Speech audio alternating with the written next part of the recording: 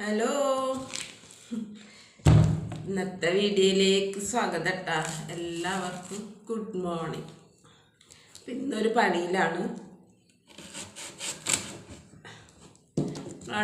ഈ ഉണ്ണിത്തണ്ട് കണ്ടിട്ടോ, അത് ഉപ്പേരി വെക്കാനുള്ള പരിപാടിയിലാട്ടെന്ന്. 2 ദിവസമായി കിട്ടിയിട്ട്, പക്ഷെ വെക്കാൻ സമയം കിട്ടിയില്ല. അപ്പം ഇന്നിപ്പം രാവിലെ തന്നെ അത് അരിയാളെ പുറപ്പാടിലാണ്.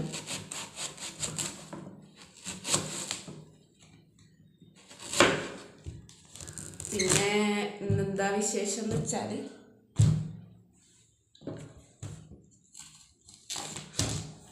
ഇന്നത്തെ സംസാര വിഷയം എന്താണെന്നറിയോ? ഭൂമി കച്ചവടത്തെ കുറിച്ചാണ് കേട്ടോ. അതൊരു പോസ്റ്റ് കണ്ടതാണ്, അപ്പം അതിനെ പറ്റിയാണ് ഇന്ന് പറയുന്നത്. FB-യിൽ കണ്ട ഒരു പോസ്റ്റാണ്. ഭൂമി വാങ്ങൽ വിൽക്കലിനെ കുറിച്ചാണ്. പോസ്റ്റിൽ എന്താണ് പറയുന്നത് വെച്ചാൽ, ഭൂമി വാങ്ങിയിട്ട് സമ്പാദ്യമായിട്ട് ഭൂമി വാങ്ങൂലേ? സമ്പാദ്യം എന്ന് പറഞ്ഞാൽ നമ്മൾ സ്വർണം ഭൂമിയൊക്കെ തന്നെയാണല്ലോ സമ്പാദ്യം. അപ്പോൾ സമ്പാദ്യമായിട്ട് ഭൂമി വാങ്ങണ്ട, ഭൂമി വാങ്ങിയാലുള്ള ബുദ്ധിമുട്ട് വിഷമങ്ങളെ കുറിച്ചാണ് പറയുന്നത്. അതായത് പ്രത്യേകിച്ച് 45 വയസ്സ് കഴിഞ്ഞതിന് ശേഷം സ്വന്തം പേരിൽ ഭൂമി വാങ്ങണ്ട. അപ്പോൾ ഞാൻ പറയണത് എന്താ വെച്ചാൽ, ഭൂമി ഇനി 45 വയസ്സ് കഴിഞ്ഞെന്നല്ല, എത്ര വയസ്സായാലും ഭൂമി വാങ്ങണ്ട. കാരണം നമുക്ക് താമസിക്കാൻ സ്ഥലം ഇല്ല, അല്ലെങ്കിൽ വീട് വെക്കാൻ വേണ്ടിയിട്ടാണെങ്കിൽ മാത്രം ഒരു 5 സെൻറ്റോ 10 സെൻറ്റോ വാങ്ങാം. അതല്ലാതെ ഒരു സമ്പാദ്യം എന്നുള്ള നിലക്ക് നമ്മൾ കുറച്ച് കാശൊക്കെ ഉണ്ടാകുമ്പോൾ നമ്മൾ അത് ഇൻവെസ്റ്റ് ആക്കിയിട്ട് ഭൂമി വാങ്ങിച്ചിടുമല്ലോ, അങ്ങനെ വാങ്ങിക്കണ്ടെന്നാണ് എനിക്ക് തോന്നുന്നത് കേട്ടോ. കാരണം ഇപ്പോൾ ഒരു 24 വർഷം മുന്നേ ഞാനൊരു 4 സെൻറ്റ് ഭൂമി വാങ്ങിയപ്പോൾ എനിക്ക് ആ ഭൂമി വാങ്ങാന്ന് വിചാരിച്ചിട്ട് ഒരു ബുദ്ധിമുട്ടും ഉണ്ടായില്ല. പൈസ ഉണ്ടാക്കാനുള്ള ആ ഒരു പ്രയാസം മാത്രമാണ് ഉണ്ടായത്. അതേ സമയത്ത് ഇന്ന് ഒരാളൊരു 5 സെൻറ്റ് ഭൂമി മേടിക്കാൻ നിന്നുണ്ടെങ്കിൽ വില്ലേജിൽ നിന്ന് ഇറങ്ങാൻ തന്നെയല്ലോ 2 വർഷക്കാലം വില്ലേജിൽ വെച്ചെടുക്കണം, താമസിക്കണം. അവിടെ തട്ടിങ്കാലം കൊണ്ട് താമസിക്കേണ്ടി വരും. അത്ര ബുദ്ധിമുട്ടാണ് അതിൻ്റെ ഓരോരോ കാര്യങ്ങൾ ശരിയാക്കാനായിട്ട്. പൈസ ഉണ്ടാക്കാനല്ല പാട്. ഇനിയിപ്പോൾ അത് നമ്മൾ നല്ല കാലത്ത് ആപത്ത് കാലത്ത് കാവത്ത് നട്ടാൽ തന്നെ പോലെ ആവതുള്ള ആവത് കാലത്ത് കാവത്ത് നട്ടാൽ അത് ആപത്ത് കാലത്ത് പറിക്കാനും തിന്നാനാണല്ലോ. അപ്പോൾ ഇത് ആവതുള്ള കാലത്ത് ഒരു 10 സെൻറ്റ് ഭൂമി വാങ്ങിയിട്ട് അത് ആവതില്ലാത്ത കാലത്ത് അത് വിറ്റ് ഒഴിവാക്കാൻ പറ്റില്ല. അതുകൊണ്ടാണല്ലോ ഈ വിൽപ്പന നടക്കാത്തതുകൊണ്ടാണല്ലോ ഈ നറുക്കെടുപ്പ് കാര്യങ്ങളൊക്കെ വരുന്നത്.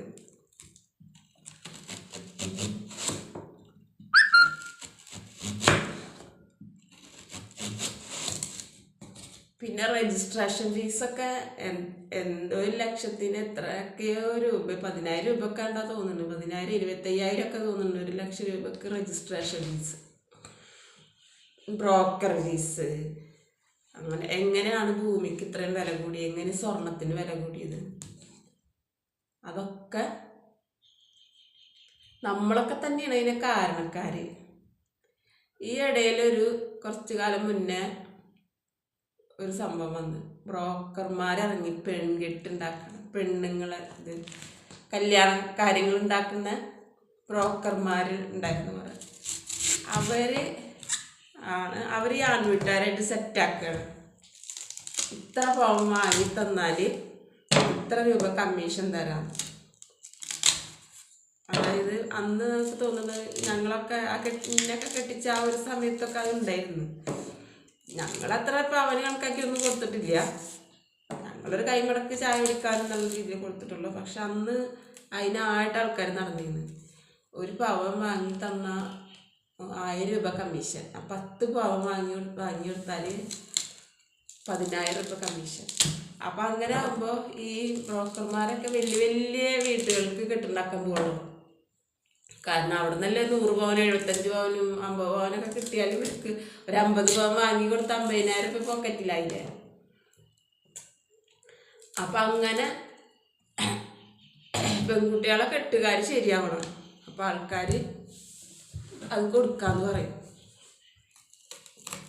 എന്നിട്ട് ആൺവീട്ടുകാരെന്നെ വാങ്ങണത്. പെൺവീട്ടുകാർ എന്തായാലും പിന്നെ കൈമടക്കന്നെ കൊടുക്കുള്ളൂ. അപ്പം നല്ലൊരു കാര്യം കൊണ്ടുപോകാന്നൊക്കെ പെൺവീട്ടുകാർ പറയും. അപ്പം ആൺവീട്ടുകാർ പറയും ഇത്ര പാവം മേടിച്ചെന്നാൽ ഇത്ര പൈസ തരാം എന്നൊക്കെ പറയും. അപ്പം ഈ പാവപ്പെട്ട പെൺകുട്ടികളെ കെട്ടിക്കാനൊന്നും വീട്ടിലേക്കൊന്നും ആരും കെട്ടുകാരും കൊണ്ടുപോകില്ല. ബ്രോക്കർമാർ അതൊരു ബിസിനസ്സായിട്ട് അല്ല തൊഴിലായിട്ട് നടക്കുന്ന ആൾക്കാരുണ്ടല്ലോ, അവരൊന്നും വലിയ ചെറിയ ചെറിയ വീടുകൾക്ക് കൊണ്ടുപോകില്ല. അത് ചെറുക്കന്മാരെ കൊണ്ടുപോകില്ല എന്ന് വെച്ചെങ്കിൽ അവിടെ നിന്ന് കിട്ടുന്നത് കുറവല്ലേ ഉണ്ടാവുള്ളൂ അത് വിചാരിച്ചിട്ട്.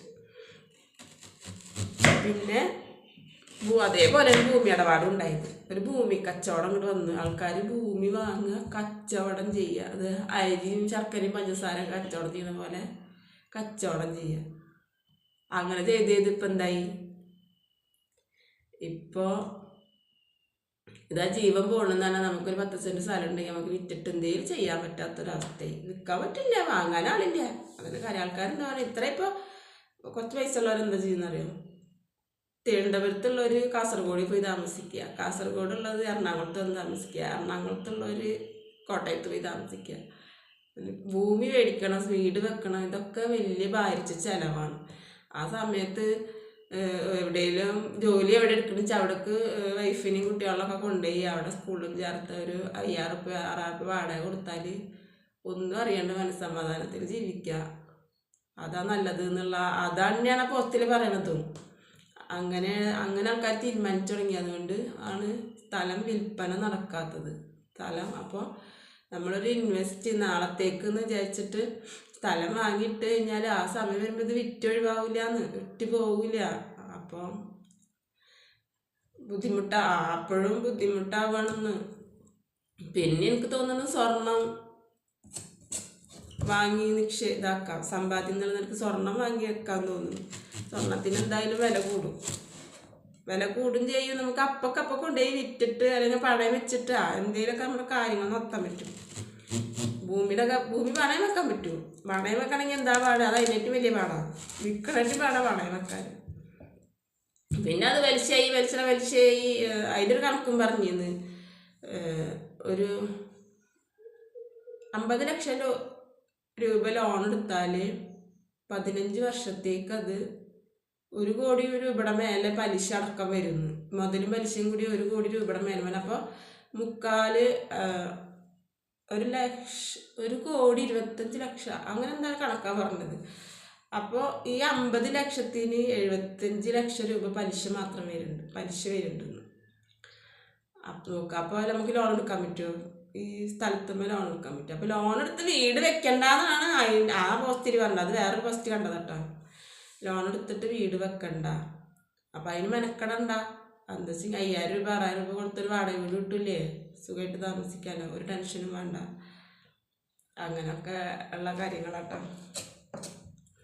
അപ്പം അതൊക്കെയാണ് ഇന്നത്തെ സംസാരം. അതിനെപ്പറ്റി വിശദമായിട്ടൊന്നും എനിക്ക് പറയാറില്ല. ഞാൻ വായിച്ചത് എനിക്ക് തോന്നിയത് പറഞ്ഞെന്ന് മാത്രമാണ് കേട്ടോ. ഇന്നത്തെ വീഡിയോയിൽ അത്രേ ഉള്ളൂ. അപ്പോൾ ഓക്കെ എന്നാലും. അപ്പം എൻ്റെ പണി ഇവിടെ നടന്നുകൊണ്ടിരിക്കുന്നുണ്ട്. എല്ലാവർക്കും ഒരിക്കൽ കൂടി ഗുഡ് നൈറ്റ് അല്ല ഗുഡ് മോർണിംഗ്.